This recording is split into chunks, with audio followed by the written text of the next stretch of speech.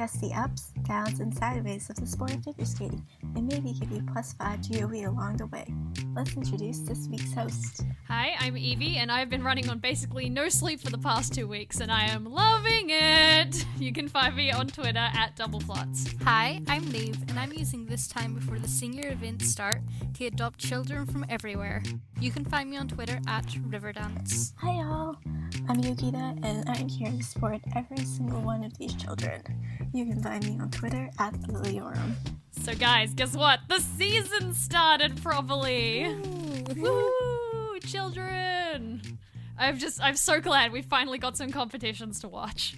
Worlds feels like yesterday. It really does. This off-season I don't know if it was just, our perception of time has shifted or something's weird has gone on in the universe, but this off-season just felt like it's breezed by so freaking quickly. It's so weird that we're now 2 whole competitions into the season. Yeah, there wasn't the same, space of time with no content. But yes, we've had the start of the Junior Grand Prix, and lots of kids have returned to us, and we've got lots of new kids. Please. All the kids. And we want to talk about them today. So yeah, in this episode, we're going to be talking about the first 2 stops of the Junior Grand Prix for this season, which were the Junior Grand Prix in Courchevel, France, last week, and then the Junior Grand Prix in Lake Placid, which just finished up today as we're recording this. So yeah, we'll be talking about all the events there, some common themes that we saw, and of course we'll be talking in detail about some of our favourite performances across both competitions and all the disciplines. So for this Junior Grand Prix, we are going to be making playlists on our YouTube channel for each event, which will contain all of the programmes from the medalists and some of our favourites from the team. So if you didn't have the chance to watch the event and you want to catch up, you know where to go. We also have some special interviews from juniors, yay, more kids, from both this competition and the next on our website, indalopodcast.com. We have interviews from Wolf Costin and Chen, Joseph Fan, and Gabriella Izzo out now. We have more in the works, so please stay tuned. And they're really, really cute interviews too, so yeah, I highly recommend going to check them out. Get to know them a bit better. I know, especially when I was listening to Joseph's and Gabby's, that I was just like, oh, I liked them last season, but now I've just kind of, built up that kind of personal knowledge of them that I'm like, oh great, I have adopted them. They are now my kids. I will protect them. In this season, we adopt every single child.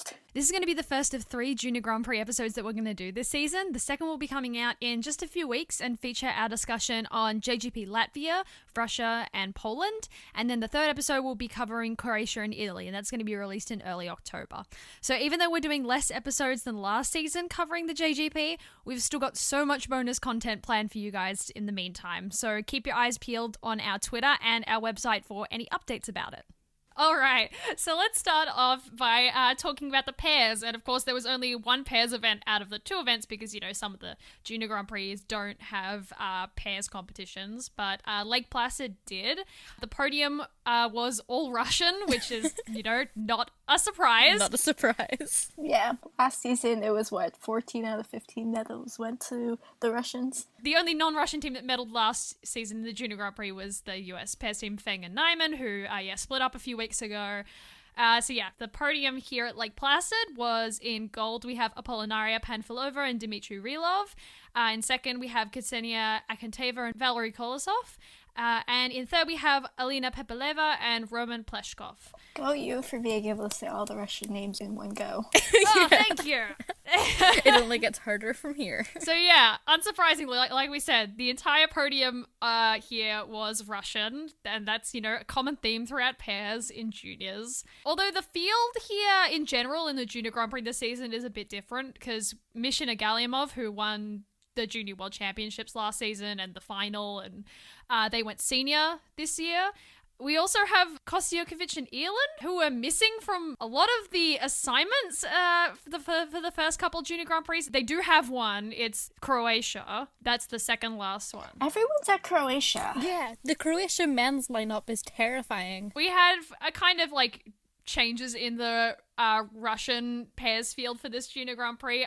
Again, I'm really surprised that Kostyakovic and Elin weren't in earlier assignments. The only thing I could possibly think of that would like set them back is the possibility that maybe they got injured in the off season, which I really hope isn't the case. But yeah, we had Panfilova and Relov win a Junior Grand Prix, which is really, really nice because I think the general consensus in ITL is that we love and cherish them. Yes, they are amazing. Who needs triples? Not us. What are triples? Who needs triples when you have skating skills and extension like that? Am I right? Yes. And even though the other two Russian teams, they did have triple side-by-sides, the level of consistency that Panfilova and Rilov have, like, not just in their double jumps, which even though Dimitri did make a mistake in the free on his combo, but, you know, their consistency in their throws, which are absolutely gorgeous. Oh, their throws are so high. And Apollinaria's like extension on the landings and how long she keeps that running edge is just extremely good food. She could teach the Russian ladies how to hold a running edge. Teach them how to hold positions. But like, even though their technical content is lower, the problem is that like at this competition, Akanteva and Kolosov and Pepeleva and Pleshkov, both those teams had problems landing either their side-by-sides or the throws in both programs, even, you know, though their tech content was higher in the free. And that's really where, you know, Panfilova and Rilov's great of execution and just overall consistency really does them good because, you know, they're landing everything most of the time. And they're just so good at it that they can get those really, really high scores. And their components are in a league of their own, too. So even if they get beat on the technical side, they probably will still win because of their components. And deservedly so. I really like their choice of short program for this season where they're skating to music from The Matrix, which is, you know, very much a departure from what they kind of had like last season when they had the, you know, the jazzy short program. Then they had the more like traditional classical free skate, which they still kind of have this season, which definitely, you know, works for them. But, you know, The Matrix is a very kind of dark, edgy soundtrack. And I think they really suit that kind of music. Yeah, I'm excited to see them explore more music because I feel like I'm just kind of tired of seeing classical and lyrical pieces. I want to see people like experiment and try new music choices because there's so many more music choices. That's just kind of the theme of pairs though as a whole. It's like just classical pieces. Yeah. Especially because, like, last season's, their free skate to Charms, that was one of my favorite, like, not just junior pairs programs, but I think pairs programs in general. It was really, really pretty.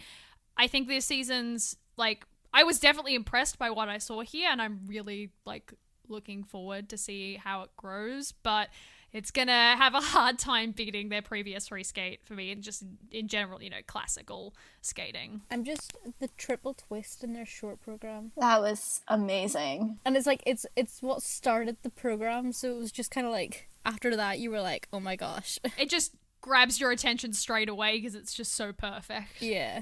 And just, you know, their lifts, their positions in the lifts, Apollinaria always hits a good position, and the ice coverage that they get on all of them is just, you know, so much faster, and they cover so much more distance than the other teams. It just, oh god, I love them so much, you guys. They're great.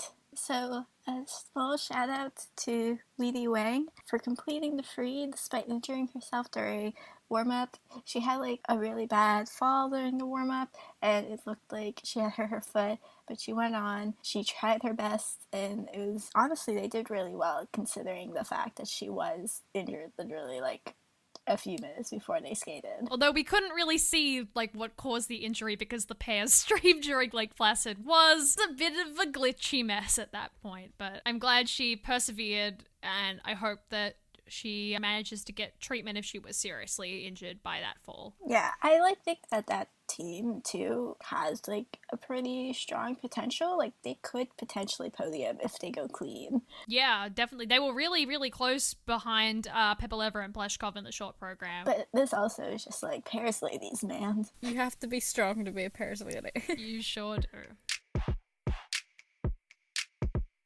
All right, let's go on to talking about the men's competition at both of these events. Oh, man. Oh, God. Yeah, they were a bit all over the place, but shockingly, like, both of these events had, like, the same countries on the podium in the exact same order, both times. Oh my god. I never actually noticed. We had from Grand Prix Courchevel, Yuma Kageyama in first place from Japan. In second place we had Alexa Rakic from Canada and Andrei Kudovoy from Russia in third place. And from Lake Placid we had Shun Sato from Japan in first, Stephen Gogolev from Canada in second, and Gleb Lutfilin in third from Russia. Yeah, so both of these podiums, same countries on all positions, which is crazy. And we had 2 Japanese men win at both events, which is refreshing. Also crazy. Yeah. I've been so used to Japanese men being super inconsistent every time they're in a free skate. Last season especially was a bit up and down. Yuma being mostly clean was so refreshing. Both events were very different though. Like Courchevel was a lot cleaner than Lake Placid. Well, Lake Placid also had more quads. It did, yeah. True. Because Yuma was the only one doing quads at Courchevel. Yeah, because Adam had withdrawn. Yes. And Yuma did 2 quads in his free, 2 quad toes. And he landed both of them on one foot. And rotated. That's all we can ask for at the end of the day. Yeah, both of these events were kind of weird in the fact that we had like 2 major withdrawals from pretty well-known junior men. So yeah, like we said, Adam Xiaohimfa of France withdrew from Courchevel like a week before the competition started. And we also had Peter Gumenik of Russia who withdrew from Lake Placid. So, you know, it was kind of a bit of a shock, and it led to the question, like, who was gonna, you know, rise to the occasion. Although we still did have some, like, we did have big names at both of these events that everyone was kind of anticipating. I was really sad to hear when Peter withdrew because I adopted him last season because he was like the tiny Russian pixie boy. He was at the Russian test skates a couple of weeks ago and he was looking pretty solid. Although he has also gone through a growth spurt. He's still pretty tiny, but he's just slightly less tiny than he was a couple months ago. Like, I hope it's just a case of his programs maybe not being ready yet and choosing to withdraw and go to a later assignment rather than something like going wrong physically. Russian assignments will be interesting because Andre doesn't have a second assignment yet either. Well, Audrey will probably get one now that he's in a podium position. Let's go on to talk about some of the programs from both competitions in a bit more in depth. So yeah, we wanted to talk first about the winner of Junior Grand Prix Courchevel, Yuma Kageyama, who won the event by over 30 points. Again, he was the only one doing quads, and the fact that he landed them. We love that for him. Yeah, he rotated and he landed, and so that's the power of quads, man. Especially in the short program, when he landed that, like, his first triple axel, like, right out of the gate, it was perfect. Like, oh, that was so smooth. His knee bend. it was so good. His triple axel reminds me a lot of Shoma's triple axel. Yeah! It's really, really smooth, and he's got a lot of speed going in and out of it, and it definitely reminds me of Shoma's. Well, Yuma just has a lot of speed. He does. He goes nyum. He nyums. But I think that, like, in comparison to last season, when, you know, he was quite new and slightly unpolished last season, I think he's really gained, like, an awareness of his upper body, especially like his hands. I noticed his hand movements in both programs were really quite refined this time, and it was really good to see because, you know, that's what we kind of hope for. We hope that juniors, you know, as the season goes on, that they get way more refined, and especially because, like, the choreography in the short program, especially his arm movements could have come across as freely, if that's the word, like just the way the choreography is laid out, but it was fine because he has pretty good control over his arm movements, so it didn't come across like that. He also has really good posture. Yeah, he does as well. He just in general has like really good control over his body, and I think he's actually grown into a very musical skater. I think once he gets kind of a handle on just expression in his performance, because I think sometimes that his face kind of disengages with the just program in general while he's skating, which isn't, you know, unusual in juniors. That's definitely a skill that grows over time. And so I really hope going forward that, you know, he works a little bit more on outwardly expressing, trying to match the intensity of the programs a little bit more. But just, I'm so impressed by him here. Yeah, I think his free skate is very, very fun.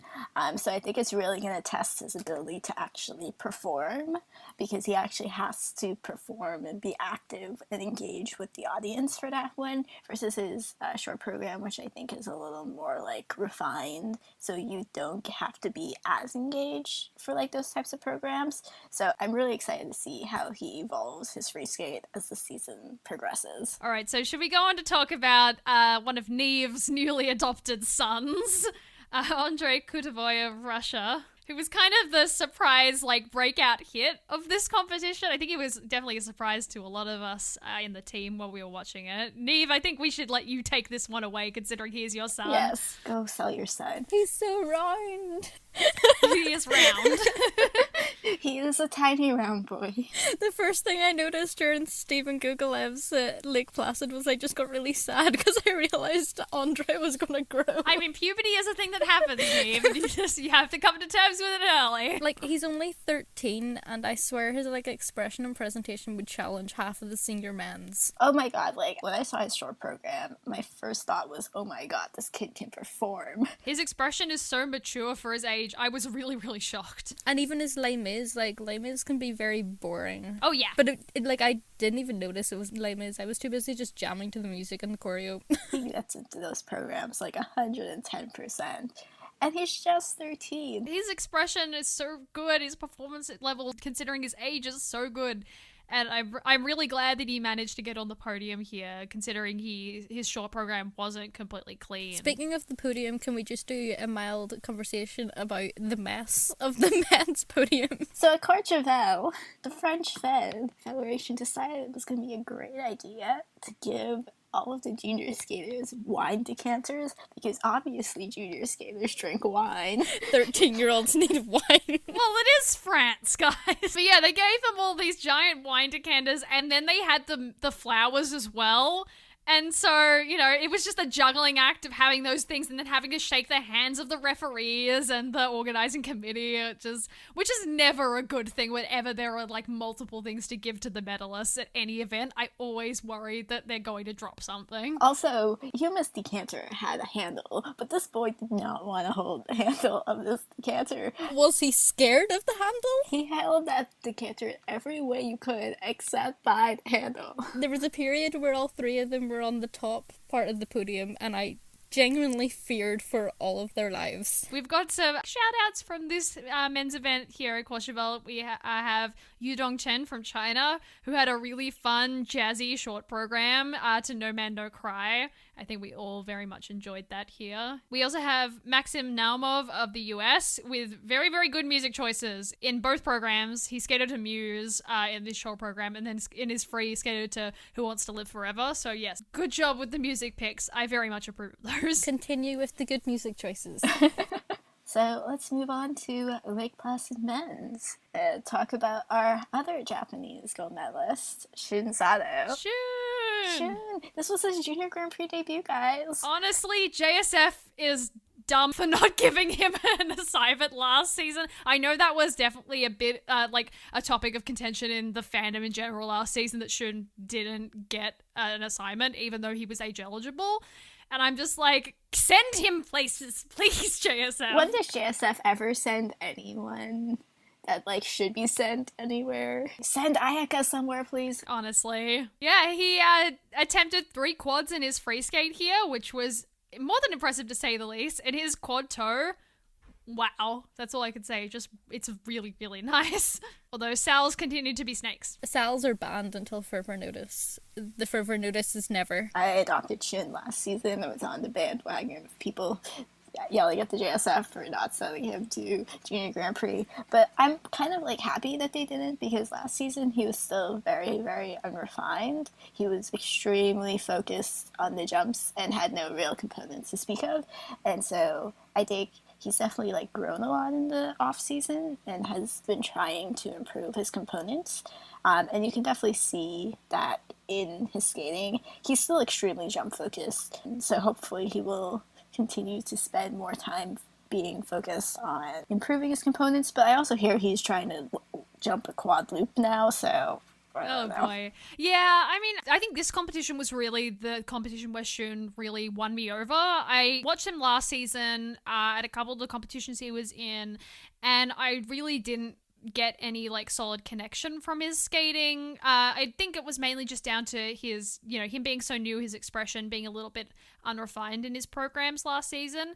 But I think here, he really kind of won me over. He's clearly improved over the off-season, like you said, Yogs. And just, yeah, I'm really excited to see how the rest of the season will go for him, if, how he'll do in his second assignment. I think, especially with his free skate, his Romeo and Juliet free skate, We don't speak of Romeo and Juliet in this house. I know, but I think it actually suits him quite well. I don't actually mind his Romeo and Juliet. All right, let's go on to talking about Stephen Gogolev of Canada. Oh my god, growth spurt. I know, yeah, he's so much taller than the last time we saw him.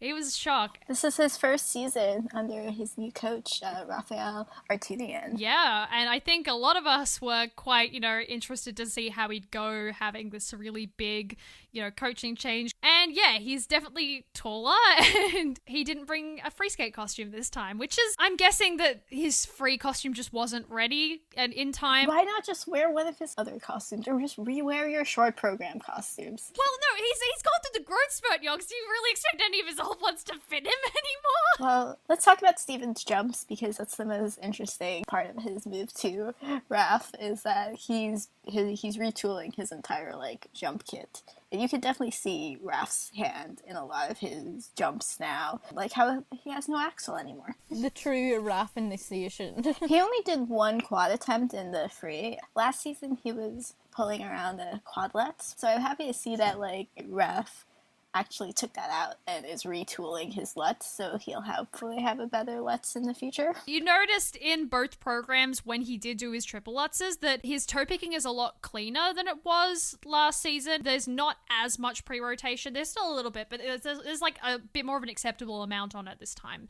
rather than last season where it could get to half a rotation before he actually left the ice. It's really good to see. I'm wondering if, while they retool his jumping technique and get his toe picking cleaner, if we're going to see the quad LUTs return maybe halfway through the season, maybe Canadian Nationals or Junior Worlds, if it'll make a comeback.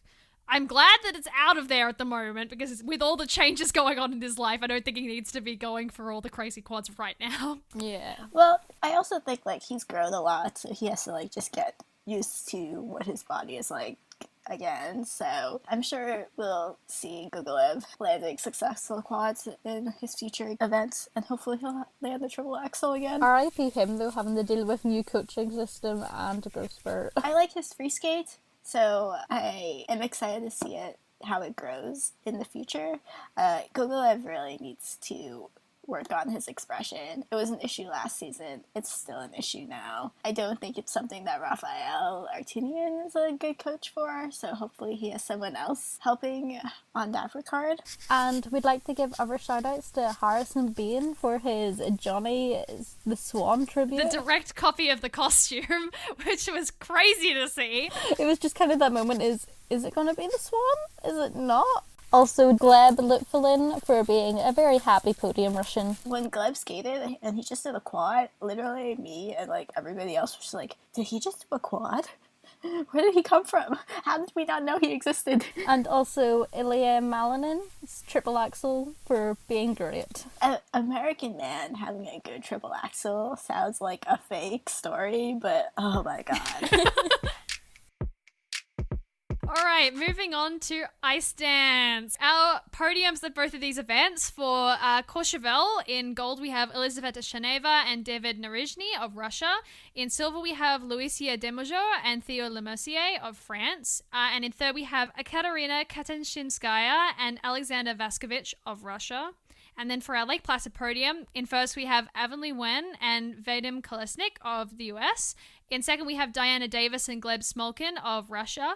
And in third we have Natalie Tashlarova and Filip Tashler of the Czech Republic. So this was the first couple of events where we saw the Tea Time Foxtrot pattern, which is the required pattern for this season, in action. It's so long. Why is it so long? It is extremely long. And of course, that means that we have to return to the pattern technical corner once again for the second season in a row. Hello, everyone. Welcome to the pattern technical corner. We're going to talk about Tea Time Foxtrot quickly, because yes, it's a long and complicated boy. Why is it so complicated? They're juniors. They're only babies. It's definitely a lot. This pattern, it's pretty brand new. This is the first time that this pattern has been used as an assigned pattern in competitive season. And it was actually adapted from Natalia Kalashek and Maxim Spadyriev's 2015-16 short dance step sequence. And yes, it is quite long and pretty complex in comparison to like Argentine Tango, which was last season's pattern. Not only is it long, there are a lot of steps, it's quite fast, and there are a lot of changes of hold in this pattern. It's really interesting to watch, but it's also very long. I think it's a really good like differentiator between teams that are younger or just inexperienced with one another, because especially in regards to like the changes of hold and position, you can tell when a team isn't comfortable skating together because all their arms just become like noodly and flaily. We didn't have any clean performances of the pattern in either competition, which, you know, I'm not expecting considering this is the first and second junior major competition of the season. You know, it takes a while for them to kind of, especially considering this is a brand new pattern, it's going to take probably a while until we get some clean ones, I think. Honestly, I never expect a clean pattern. True. We also kind of had some technical difficulties at Courchevel and the rhythm dance. Well, it's France. What do you expect? I know. But the music kept skipping, and like for a couple of the performances, it skipped for a couple seconds, like right at the beginning, and it didn't affect the teams because they could just restart the music again. But when the US dance team, Katarina Wolf-Costin and Jeffrey Chen, were skating, it stopped right in the middle of the last couple key points in the first section of the pattern. And so they had to completely stop the program and like go over to the referee, and then they restarted the music where they were up to. I felt so sorry for them in that moment. Yeah, that must have been so terrible. It must have been a real big hit to their confidence, especially since this is their first junior international event together as a team. They're a new team, aren't they? Yeah.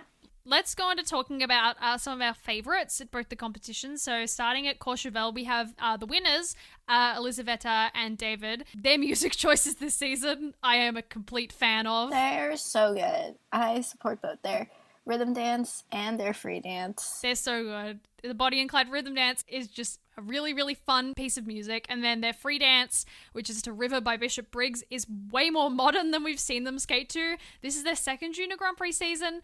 And last season they had, you know, a pretty traditional free. They skated to Samson and Delilah. And so this season, you know, they're going a bit more modern, a bit more fun. And I think it really suits them as a team. Plus their elements are just so nice. Oh my god, their lifts. The rotational lift. Their lifts are so good. In their free, their combination with the rotational lift was stunning. Not only the positions that they hit are really, really good, but the speed and ice coverage they get on them is really awesome. I'm not surprised that they have such good lifts considering they do train in the same camp as like Stepanova and Buchan and also Shevchenko and Eremenko. Their free did give me a Stepanova and Buchan vibe. It was very similar to the same type of style. Yeah, the costumes did a lot for me as well. Although, could we talk about the free dance? The weird choreographic slide in the free dance, though, where she, like, full-on slides on the ice on her back. Yeah, I thought that they would get a deduction for that. I'm really surprised that didn't get any sort of deduction because I thought that kind of slide would have constituted as a fall, but I guess not. I guess as long as it's clear, it's meant to be the choreographic slide. This might also just be a thing that might differ from panel to panel. We could maybe see a judging panel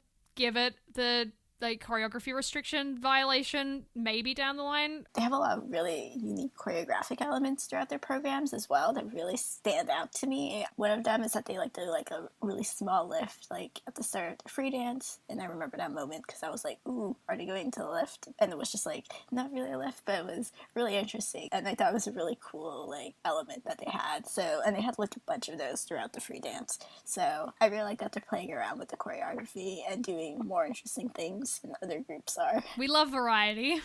We wanted to talk about Emmy Bronsard and Aisa Boaragira of Canada.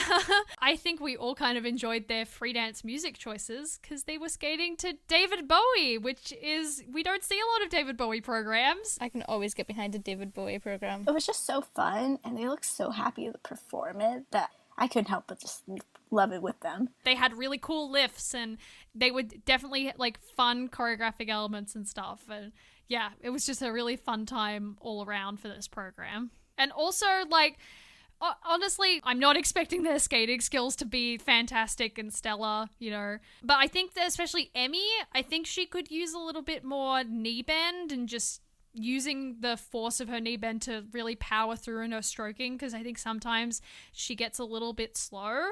And I think maybe that the height similarities between both of them, because they're pretty similar in height, sometimes to compensate for that, Emmy has to kind of, it looks like she's almost slouching her shoulders forward in some of the movements, especially when they're doing like their step sequences in hold.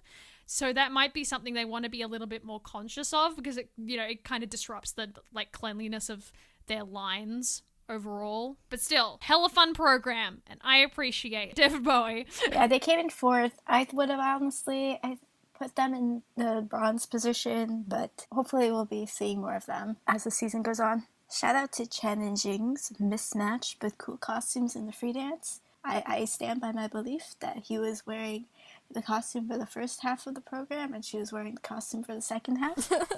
Left and Schuster's edges, because we do love some good edges in this house.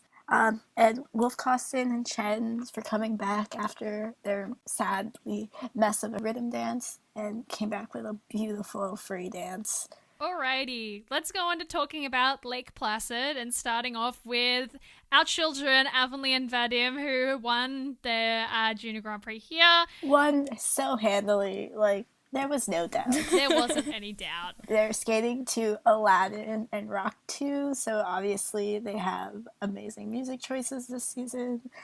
Oh my god. Honestly, their rhythm dance was so fun. It was so fun. I could just watch that rhythm dance all day, even with the twizzle mistake, Vadim. Please, please, boy.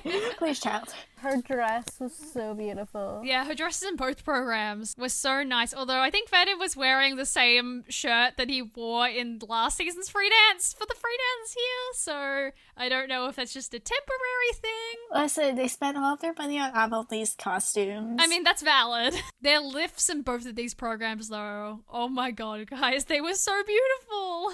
Their flow into all of their elements are perfection. Like, for a lot of, like, the junior teams, you can usually tell when an element is coming up. You can see them slowing down to, like, start on their lift. You can see them, like, getting ready to, like, start their twizzles. But, like, with them, I'm just, like, everything seems to be coming, like, out of nowhere. It's like so in sync and flows through the program so well, and it's all like so well choreographed. Just cancel the musical theatre rhythm dance now. No one can come close. They talked about in interviews and stuff that their goal for this season is basically to win everything that they can. Like, they want to win both their Junior Grand Prix, the final, US Nationals and Junior Worlds, and I commend them on being, so goal-oriented, and honestly, I would like nothing more than to see that happen. Their expression and their components are, like, at a senior level. Completely deserved, yeah. They set the technical score record with their free dance. It's what they deserve. Which is amazing, right? Out of, the gate of the Junior Grand Prix, like, they reset a record. Like, that is amazing. So I look forward to them setting the actual free dance record as the season progresses. US Ice Dance is in good hands. I especially think with their free dance, like Rack 2, it's a classical piece of music, and I think it could easily be a program that could be boring if it wasn't skated by a team that had those kind of skills in performance and expression like they do.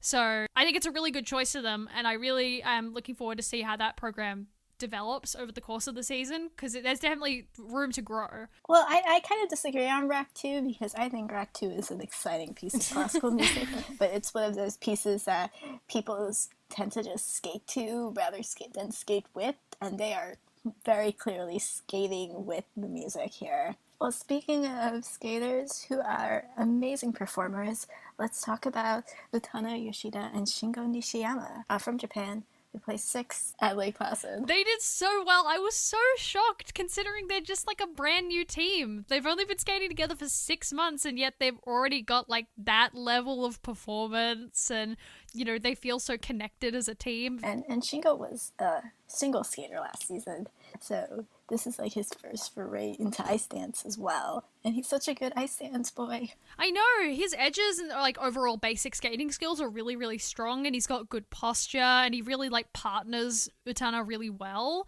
And I really appreciate that he really like matches her level of enthusiasm in their performances. You kind of look at both of them rather than just like focusing on one of the skaters, which I feel like is kind of what happens with, especially when I watch Ice Dance with a lot of the time. I just focus on the lady rather than both of them. But here, I didn't have that problem because they were both just so like infectiously joyous. Yeah, you can tell that they're both having the time of their life. They're just like so happy to be skating together, and they both really enjoy the music, and it's just like so much fun to watch them skate. Like you have Avonlea and Vadim, who are both like very polished, and they're like gorgeous flows, and then you have like Utana and Shigo, who you just like enjoy watching because they're just like so happy to be here. They are. I'm so happy that they came out so strongly for their first competition, like first proper international competition as a team. I would have liked to see them place higher. I think they probably deserved to be placed a little higher. But I'm really, not that surprised considering they are a brand new team and Japanese ice dance teams don't, garner those high marks that other bigger feds with like a stronger presence in the discipline do. So, I'm interested to see what their trends in the scoring will be like if they like perform better than they did here in like future competitions. I'm very excited. I want them to do better. Well, this goes back to my issues with component scores altogether, because sure, like their skating skills and some of their other aspects of components are not as strong, but like they were probably one of my favorite performers at this event, and I would argue that they deserve higher in their performance category at least.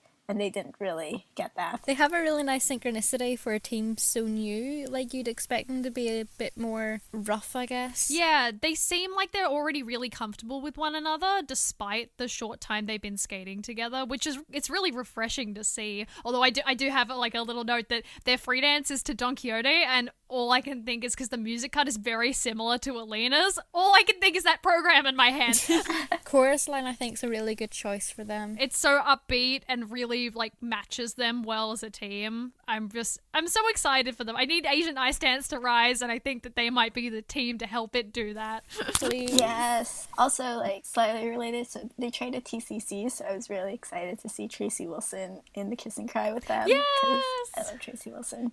So cute. They had really good kiss and cries too. A little shout out to Gabb and Maryam, who were both at Lake Placid, and Gabb gave them both some plushies that were wearing their free dance costumes. It was really cute to see in the kiss and cry.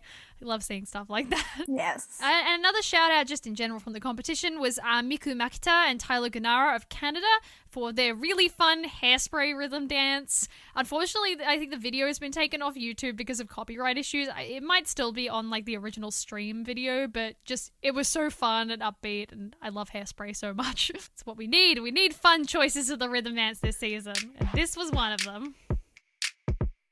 Okay, let's move on to our ladies. At Courchevel, we had Kamila Valieva of Russia in first, Soyoung Lee of Korea in second, and Maya Kromick of Russia in third.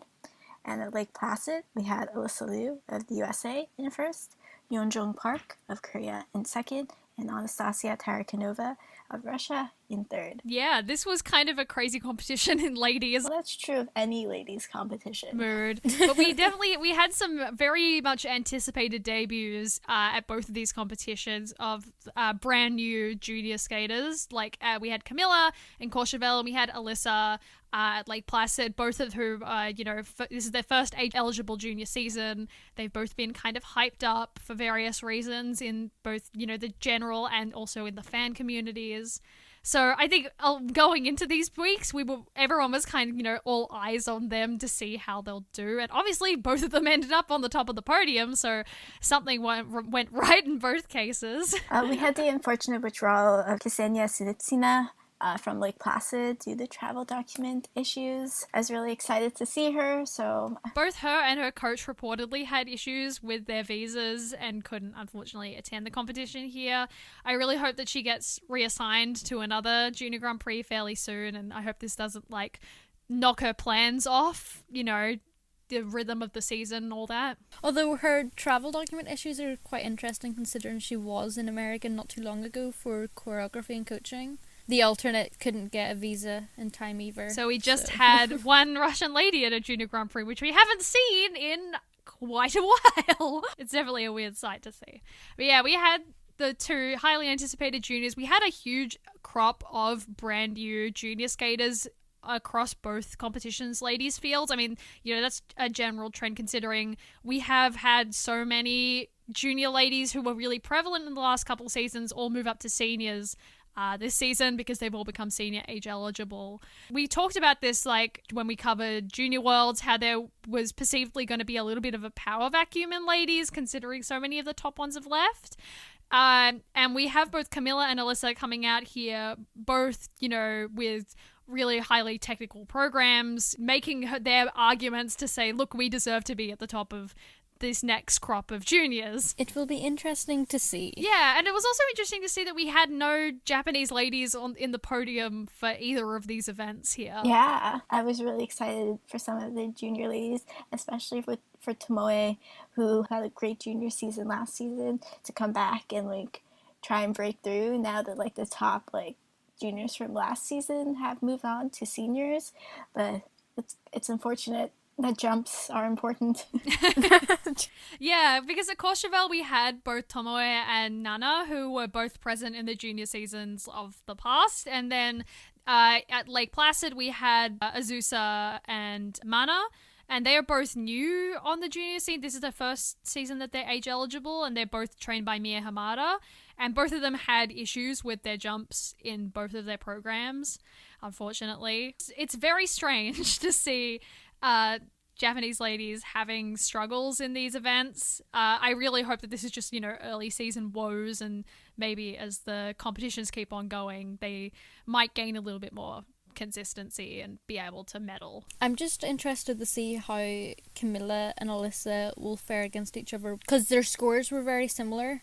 So I wonder how it will go when they're actually being judged against each other rather than across different events. Well, let's move on to talking about some of our favorites from the events. Yeah, let's talk about Kamila Valieva first, who obviously a winner at JGP Courchevel. She was talked about a little bit in the general, Russian fan circles last year when she was still competing in novice.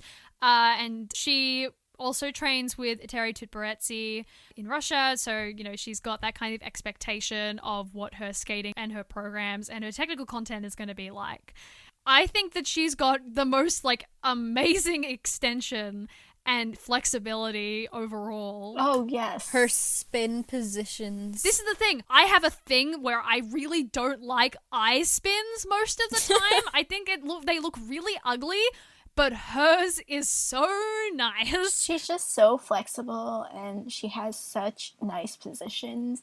She just needs to hold them. I know. I wish they would give her choreography that would show off her extension better. And this is kind of a common theme with most programs choreographed by Danielle, and especially her short program, where it seems that instead of choosing to selectively highlight little bits of the music, it seems like she's hitting a different position and changing at every single beat of the music. As soon as it changes and goes to a different note, she's hitting a different position, and it seems a little bit rushed to me. It's just overly choreographed. Yeah, you don't need to have. I'm always in support of skaters hitting their musical accents, but you also don't need to hit every single note. There was that really nice spiral that she does in her free skate, halfway through it, going into one of the last jumps in it. But she holds it for half a second. It's a part of the music that would really work if she were able to hold it. And I really wish she was allowed to,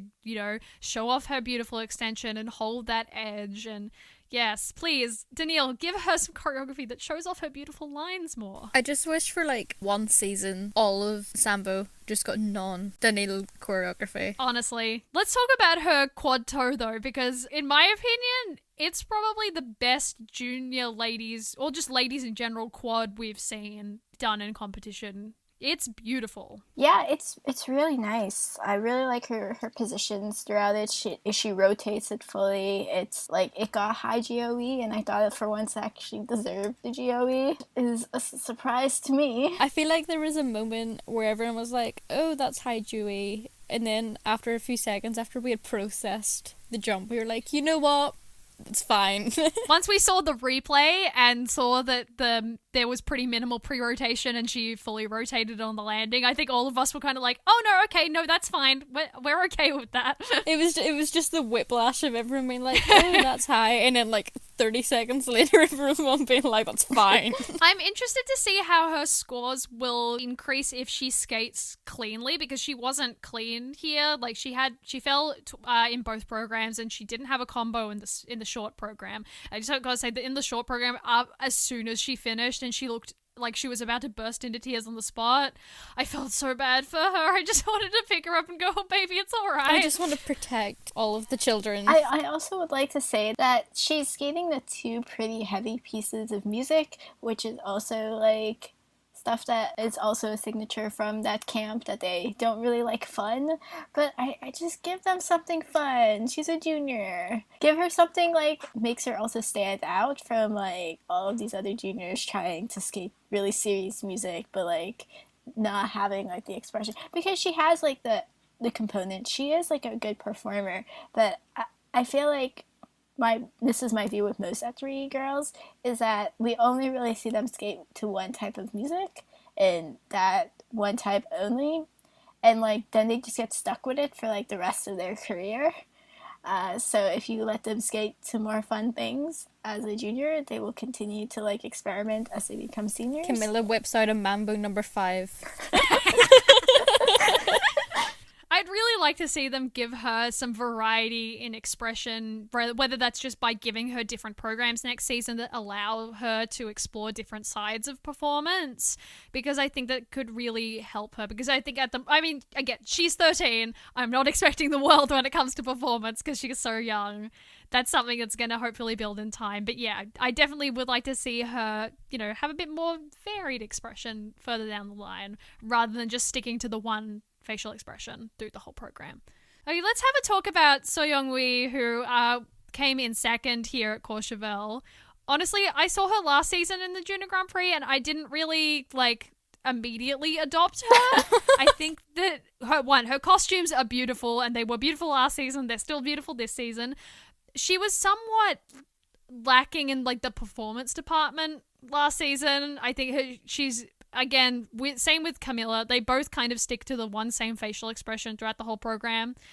And, that kind of put me off. But then I saw her perform here, and her jumps here were so beautiful and clean in both programs. And I really, really fell in love with her short program to Crouching Tiger, Hidden Dragon. I think it's a really good choice for her. Yeah. I think the choreography helps a lot in the performance. Just the way the choreography set out, it kind of forces her, I guess, to perform at least to some extent. And the fact that the music is quite a serious piece of music, I think that her natural facial expressions that she's used to using in her programs, I think it suits the program really, really well.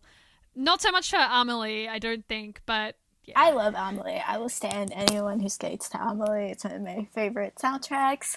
Why I stand Kaori Sakamoto. But yeah, I like Soyoung. She has amazing jumps. God, the Korean ladies and their jumps. Someone needs to take those jumps and give them to the Japanese ladies. Jumps and nice dresses kind of just encapsulates Korean ladies.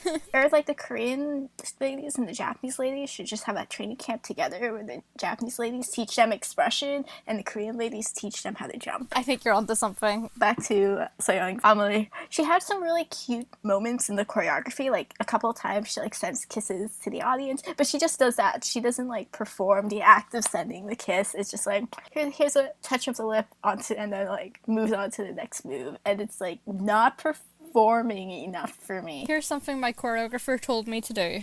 So she's very focused on her element. Her jumps are great. I like her spins. Her layback is so nice. Her Bielman is really, really good. She gets great extension on it. She has really long limbs, and I think she uses her legs and her arm movements really effectively. She has really good lines, and yeah, I really hope that she works a bit more on her expression, because if she works on that, that's going to give her the edge that she kind of needs. Yeah, and I think that's true of like all of the Korean ladies that we've seen at these two competitions. They're all like great technicians. Some of the best technicians I think I've seen the past 2 weekends, both in ladies and men. But their expressions, they all like stick to like the same facial expression throughout their entire programs. They're not performing with the music, and obviously they're juniors. They're young, and I hope that they in the future get better at actually performing. It's really nice to see the Korean ladies in juniors like getting the medals. It's nice to see more variety in the podiums. The prevalence, especially in the last couple seasons of the Korean ladies, like obviously we had like skaters like Youngyu and Onsu and Yelim, and now this season we have Soyoung and Youngjeong. You know, I think this is definitely an effect of like something like the Yuna Kim wave. Now we're getting all of the skaters that were kind of influenced by her or inspired by her when they were younger, and now these, you know, kids are becoming age eligible, and especially at like Placid with Soyeonji, her Yuna tribute to skating to Dance Macabre with basically the same costume in her short program. You know, that's pretty much a pretty good example of definitely the, you know, influence that Yuna has had on all of these, you know, new Korean ladies. And that's really, really cute to see. Well, before we move on to like Placid, let's just give some shout outs to Tomoe Kawabata's beautiful short program, and also her sweet Lutz. We also have, Nana Araki with her really beautiful Nozuka Valley of the Wind free skate, which is really, really pretty. And also her amazing spins. And lastly, we also have Chukka Kalenchang from Hong Kong, being just so cute in her short program. I think a lot of us immediately adopted her when we saw her. Yeah, she was so adorable. Okay, let's move on to Lake Placid, and starting off with our champion, Alyssa Liu. Oh boy. Her Junior Grand Prix debut, she is the first US lady to win gold in a Junior Grand Prix event since 2013. And I mean, just in general, I think there was so much pressure on her going into this event. You know, she won senior nationals last season. This is her first, you know, competition internationally that she's going to be competing at. She's got her technical ability that we already knew from, you know, past competitions. There was obviously so much pressure going into this event. And, you know, she managed to pull it off. And, you know, even though she did have a problem in the free skate where she did fall on that one axle, overall, she skated really well considering. And yeah, I'm just, it was a lot to process, I think. I want her mental strength. Yeah, Alyssa is like one of the strongest people ever for having to deal with like US media. Yeah. No. Literally everything that they've been pushing on her for the past year. It's insane. Yeah, ever since nationals, even before nationals. And she's definitely improved, like, performance-wise. She has, like, this presence on the ice. I can't really, like, fully explain it, but, like, when she's on the ice, you pay attention to her. She's really, really charming. She captures your attention, especially in her short program, which I'm really glad that she recycled from last season. It's really, really cute. You know, she's all smiley and happy, and you automatically smile when you see her, which is, you know, I really enjoy. I think that overall, you know, I think her skating skills have also improved over the off-season. I think she looked a little bit faster here than she did the last time I saw her at US Nationals. She's adorable, but we must discuss the quadlets. We unfortunately have to. It would be a disservice if we didn't talk about the quadlets, because there was definitely a lot of discussion going on about it and her tech in general going into this event. And yeah, she landed the quadlets on the free. It's the first quad landed by an American woman in international competition, and the first time a lady has ever landed a triple axel and a quad in the same free skate. So that's a definite big achievement. But yeah, her quadlets, it still does have problems with both the takeoff and the landing. She does pre-rotate quite a bit on the ice before she leaves it, and during this competition, even though it wasn't called, you can see clearly in the replay that she did land on the quarter and finish the last quarter of rotation on the ice. Yes, she really only did 3 rotations in the air. Yeah. Most of the time when I see her jump, Alyssa tends to like slow down quite a bit before she like actually jumps. She really does rely on the fact that she is a really quick rotator in the air.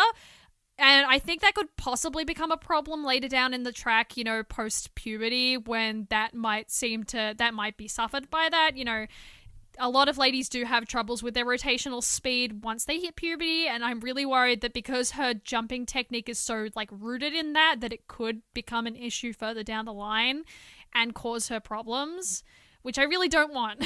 She also doesn't get much height or distance from her jumps. They're pretty small. But no, it's the tech panel. Like, the job of the tech panel is there to help the skaters realize what they need to improve on.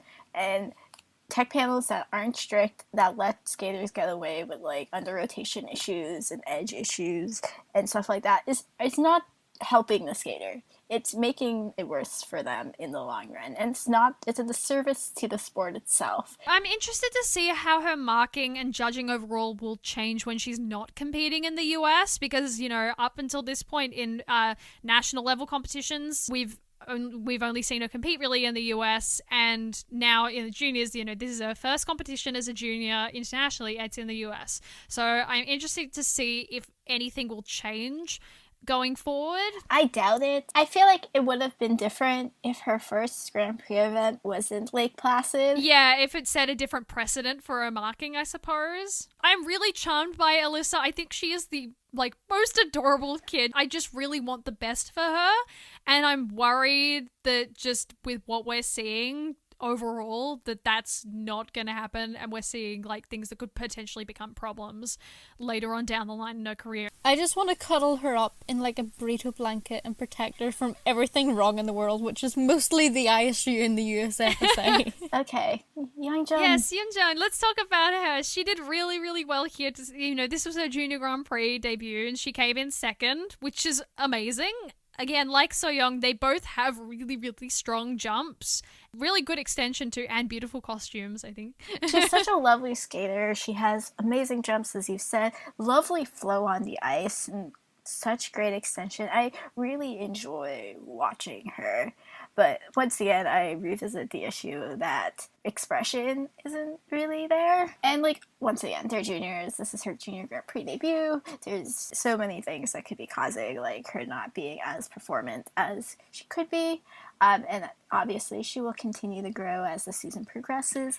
And she looked so happy in the kiss and cry when she received her scores. She was so surprised. She and her coach were so adorable. That was just so heartwarming to see, because she really did deserve this medal. She did such a good job, considering it was her first international, you know, junior assignment. I'm really, really impressed. I want to see how she'll do in her second assignment and later on in the season. Just Korean ladies rise. I love the rise. This is something I can get behind. And our other shout-outs for Lake Placid include Azusa Tanaka, who has really, really good basics and body awareness for her age, despite only being just 13, her first Junior Grand Prix event. I'm really hoping that in her next assignment, if she gets one, that she'll be a little bit more, you know, consistent with her jumps, because they were a little bit all over the place here. Soyeon-ji, as we mentioned earlier, for her unit tribute, it's so brave to, like, go out and, like, skate to a program that Yoona Kim skated to, is, like, so famous for, and to, like, do a tribute to her. She did so well. And speaking of tributes, we also have Jessica Lynn with the Hope and Legacy tribute. Oh my god, I was crying throughout that entire program. And we also have to give a big shout out to Anastasia Tarakanova, who medaled at this event. You know, she had quite a tumultuous off-season, you know, splitting up with her previous coach, Evgeny Plushenko, and moving back to her old coach, Svetlana Panova. And, you know, she's managing to keep it all up. And even though she didn't do quite as well in the short program, she managed to skate a pretty damn good free and get on that podium. So good on her. I think that this weekend, these couple weekends, I've just been watching so much figure skating. I'm glad that it's back, but also my body needs to recover for a couple of days. I need to get some sleep. This competition at the very least was not nice to your time zone, Evie. No, it wasn't. I was up until 4 a.m. last night watching the pairs, and then I went to sleep and then woke up at 9 to watch Alyssa. And so now I'm just like, I'm glad I'm getting my vitamin skating, but at the same time, I would like some sleep. Okay. So, our shout out of the week for this week is to Hashida Rotani and Vansh Bhatia of India, who are an ice dance team that competed at Lake Placid. They came in last place, but I think all of us here at In the Loop were very charmed by their performance, even though they, I believe, got a total score of 10 over both the rhythm dance and free dance. It's just really, it's so important for these Junior Grand Prix events not to have test minimums, to let these skaters compete. It's so important for these teams from smaller feds to be introduced to a global audience, and if it means that they'll get more recognition and have a wider audience, both that they can ask for help for funding, and I'm waiting to help them get funding, honestly. Yes, where's their crowdfund? And it also just means that you have more people supporting you. For these skaters, just being able to send them messages on Twitter and Instagram saying congratulations, you did so well. That's such a booster to their happiness, and gives them reason to want to keep skating and to keep going forward, because not only are they doing something that they love, but they know that other people are loving what they're doing. Yeah, and especially Ted was saying in his commentary and again with this interview with Hashida that they actually have to drive 2 hours on the weekend to get to it. Shrink. And they only get 1 hour each time they go there. Which is a massive commitment to keep training. And seriously, go, if you haven't watched it already, go find Hashida's interview with Ted on the ISU Junior Grand Prix YouTube channel, because it is so heartwarming and uplifting to see her talk about how much skating means to her as a skater from India and from such a small federation. Every time I see someone make the argument that, Junior Grand Prix should have technical minimums, I go, no. If we had those kind of restrictions, we wouldn't have skaters people like Javier Fernandez, who started off in the Junior Grand Prix, who wouldn't have probably been able to compete back then because of his, technical ability when he started out, Yeah. It's so important to give skaters of all backgrounds the opportunities to advance in the sport and to compete internationally. It's, it's so important. And also for, representation purposes, because if you see a smaller federation skater skating on an international scene, it's going to inspire other people from similar countries to say that they can do it too. How many skaters do you think in Spain have been inspired by Javi? I was so excited to see a skater from Malaysia competing at the Junior Grand Prix, because I know that they were probably super inspired by Julian, who's amazing. And for people who don't know his story, he originally was just training in rinks and malls because he didn't have an actual rink he could train at, and he went to the Olympics. It's really important for skaters like them to be able to get that international experience, and I really hope that we get to see them later in the season at maybe another Junior Grand Prix, because they deserve. Well, thank you all for listening. We hope to see you again at our next episode. We would also like to give a massive thank you to our transcribing and quality control team, our dearest Evie for editing and fixing all of our issues, and Gabb for doing all of our amazing graphic design. And for her amazing banners that we saw at Lake Placid. Yes, she put together the Thank You Ted and the JGP crew banner. If you guys want to get in touch with us, then please feel free to contact us via our website, inthelowpodcast.com, or on Twitter or on our Instagram. You can find our episodes on YouTube, iTunes, Google Play, Stitcher, Spotify, or just wherever you get your podcasts. We'll be there. If you do enjoy the show and you want to help support us, then please consider making a donation to our Ko-fi page. And we'd like to give you a huge thank you to all of our listeners who have contributed to our team thus far. Shout out to Neil and Cami, who have donated in the last couple of weeks. Thank you guys so much. It means so much to everyone on the team. You can also find the links to all of our individual social media pages and our Ko-fi on the website, and also our interviews with the juniors that we mentioned earlier will be on the website. Yes, go check those out. And if you guys are listening on iTunes, please consider leaving a rating and a review if you enjoyed the show. We really appreciate it. Thanks for listening. This has been Evie, Niamh, and Yogeeta. Bye, guys. See Bye. ya. Stay tuned for more children. More children. More kids. All the children.